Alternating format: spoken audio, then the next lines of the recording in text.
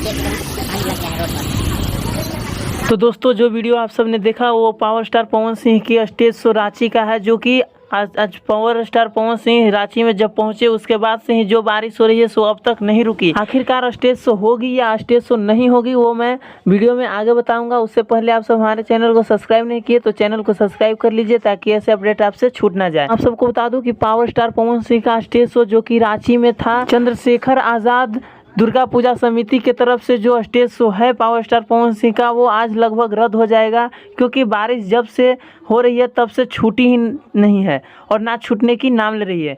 देखिए power star Pawan Singh का ऐसा बताया जा रहा है कि स्टेज शो होगा अगर 10 से 11 बजे तक अगर बारिश छूट जाएगी तो स्टेज शो की जाएगी, वरना अगर बारिश नहीं छूटेगी तो स्टेज शो तो भाई रद्द करनी ही पड़ेगी, क्योंकि बारिश में तो स्टेज शो होने मुमकिन ही नहीं।